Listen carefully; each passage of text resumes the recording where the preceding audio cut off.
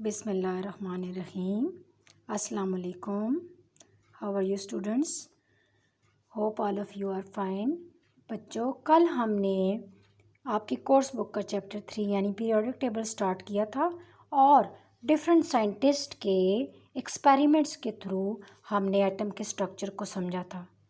यानी कि हमने ये समझा था कि एटम के इनसाइड को न्यूक्लियस बोलते हैं, जिसमें प्रोटॉन पॉजिटिवली चार्ज पार्टिकल और न्यूट्रल पार्टिकल्स न्यूट्रॉन होते हैं, और आउटसाइड द एटम जो है outside the nucleus electron circular orbit में ग्रेट स्पीड में रिवॉल्व करते हैं। आज हम ये पढ़ेंगे कि ये जो नंबर ऑफ़ प्रोटॉन्स होते हैं ये एटम का एटॉमिक नंबर कहलाता है। यानी अगर कोई हमें atomic number of an atom बताएगा तो हम ये समझ जाएंगे कि ये नंबर ऑफ़ प्रोटॉन्स बता रहे हैं। अगर एटॉमिक नंबर 2 बताएंगे तो मींस नंबर ऑफ़ प्रोटॉन 2 है। जितने नंबर ऑफ़ प्रोटॉन्स होते हैं एटम के अंदर उतने ही नंबर ऑफ़ इलेक्ट्रॉन्स भी होते हैं। उसकी वजह ये होती है कि एटम इलेक्ट्रिकली न्यूट्रल होता है। अगर 3 पॉजिटिव चार्ज हैं जैसे यहाँ पे, तो 3 ही नेगेटिव चार्ज होने चाहिए।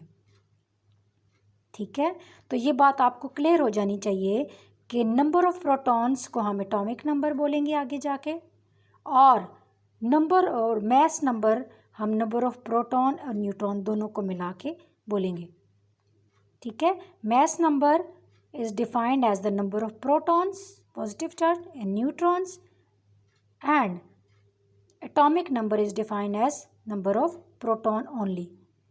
आप अब ये क्वेश्चन करेंगे कि एटम में 3 सब एटॉमिक पार्टिकल्स होते हैं, proton, neutron and electron. Atomic number are the number of proton. Mass number मैंने जैसे कि बताया नंबर ऑफ प्रोटॉन या न्यूट्रॉन है, तो इलेक्ट्रॉन किधर जाते हैं? क्या एटम के मैस में ये कंट्रीब्यूट नहीं करते? तो उसका आंसर ये है कि इलेक्ट्रॉन का मैस सो स्मॉल होता है, कंसिडरेबली स्मॉल, कि साइंटिस्ट इसको इग्नोर कर देते हैं जब वो किसी भी एटम का मैस कैलकुलेट करते हैं। सो एटॉमिक नंबर क्या चीज़ होती है? Number of proton. और मैस नंबर क्या होती है? Number of protons and neutrons. ठीक है,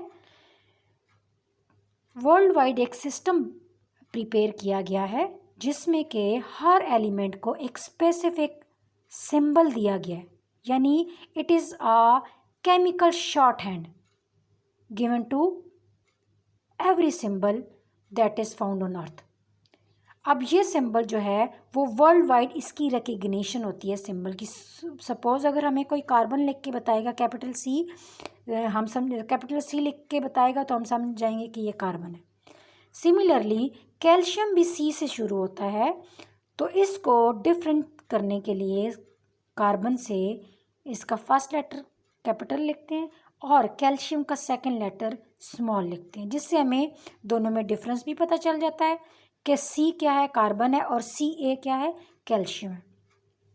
इसी तरह आयरन, जिसको लैटिन में फेरम बोलते हैं, उसको किस सिंबल से डिनोट किया जाता है केमिस्ट्री में? एफ ई से। ठीक है, एफ ई सिंबलाइज किया जाता है। मैग्नीशियम को एम जी एंड जिंक को जेड एन से। अगर हम पीरियोडिक टेबल की तरफ जाएं, जो कि पेज नंबर 37 पे है, इसमें तमाम एलिमेंट्स जो कि अर्थ पे अब तक पाए गए हैं that have been found out on earth by the scientists, they are symbolized by a specific symbol.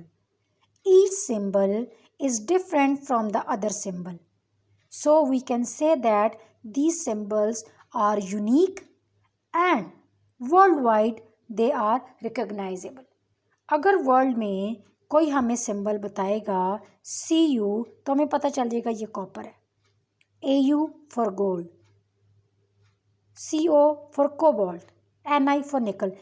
Every symbol के नीचे उसका नेम गिवन है। आप बहुत केयरफुली इनको रीड करें। ये हम आगे जाके ईच एंड एवरी वन को स्टडी भी करेंगे, इन एलिमेंट्स को, और इनके नेम को भी पढ़ेंगे और इनकी प्रॉपर्टीज़ वगैरह भी देखेंगे। अभी के लिए लेक्चर में बस इतना ही। कल जो हमने लेक्चर पढ़ा था उसका टेस्ट योर सेल्फ के क्वेश्चंस और उनके आंसर्स मैंने जो नोट्स स्कूल की तरफ से प्रोवाइड किए गए उसमें मेंशन कर दिए हैं। आप उसको अपनी नीट कॉपी पे लिखें और मेमोराइज़ करें। अल्लाह ताला आपको इसको पढ़ने समझने में आसानी पैदा करे। आमीन। अल्लाह हाफिज़। Thank you.